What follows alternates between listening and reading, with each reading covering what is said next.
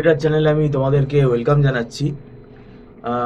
আজকে আমরা আলোচনা করব যারা 2025 সালে এমবিএ করার কথা ভাবছো, একটু লো বাজেটে যাদের এমবিএ করতে চাইছো, মানে যাদের একটু ফাইন্যান্সিয়াল কন্ডিশন একটু পুয়ার আছে, যারা একটু লো বাজেটে চাইছো এমবিএ করতে একটু কম খরচের মধ্যে, সেরকম কলেজের আছে আমাদের এখানে, ওয়েস্ট বেঙ্গলেই আছে। সেটা একটু দেখে শুনেও নিতে হবে, এবং এটা অ্যাপ্রোচ কিভাবে করতে হবে এবং এই কলেজ বা এর অ্যাফিলিয়েশন সম্বন্ধে আমরা পুরোপুরি সব জানবো।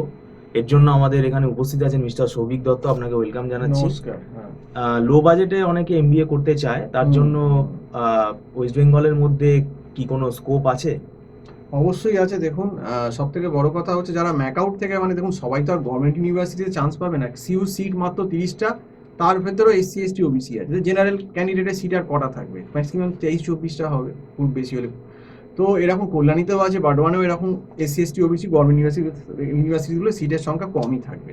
এবার যারা এই গভর্নমেন্টে পাবে না, তারা প্রাইভেটে মোটামুটি কমের মধ্যে, এই কলকাতা সারাউন্ডিংসের মধ্যে যদি আপনি কম বলতে চান, তাহলে কিন্তু রিজেন্ট এডুকেশন আছে। এটা কিন্তু ম্যাকআউটের আন্ডারই কলেজ এবং এর এআইসিটি অ্যাপ্রুভালও আছে।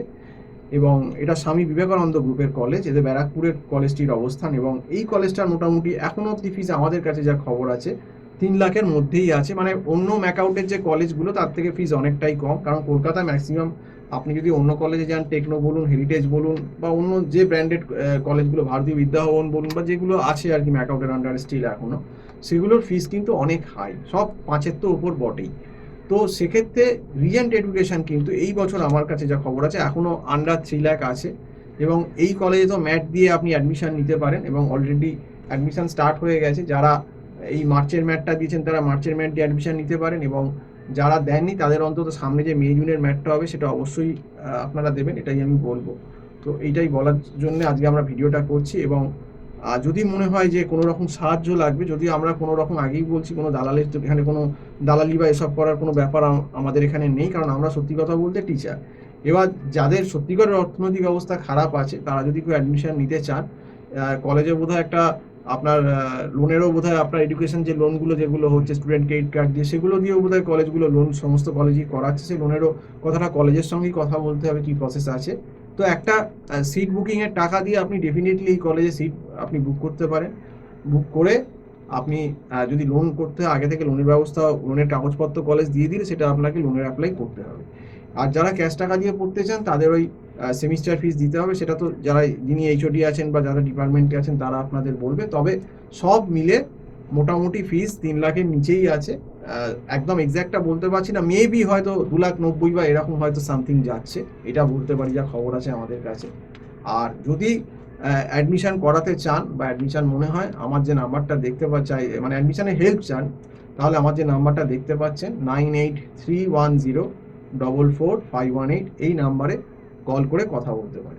তাহলে আমাদের কল করলে আপনাকে ডিরেক্ট আমরা কলেজের যিনি কর্তৃপক্ষ আছেন বা এইচওডি আছে, তার কাছে আমরা কলটা আপনাকে করে দেবো, মানে আপনাদের তার একটা কন্ট্যাক্ট নাম্বার আমরা দিয়ে দেবো। তাহলে কি হবে, আপনারা ডিরেক্ট কলেজের একদম যিনি head of the department, admission head আছেন, তার সঙ্গে আপনারা কথা তুলতে পারবেন। কারণ অনেক সময় কি হয়, গেলে তাকে আসল লোককে খুঁজে পাওয়া যায় না। তো অনেক সময় হয়তো আপনি দালালের খপ্পরে পড়ে গেলেন, ফিজ এক আপনার থেকে দিলেন, 30,000 টাকা বেশি নিয়ে নিয়েছে। তো এগুলো হয়, অনেকে এরকম করে। কিন্তু জেনুইন যে ব্যাপারটা, আপনি যদি একদম শুরুতেই একদম মেন যিনি লোক তার থ্রুতে যান এইচওডি, তো সেখানে গেলে আর এইরকম ডুপ্লিকেসির জায়গাটা থাকে না।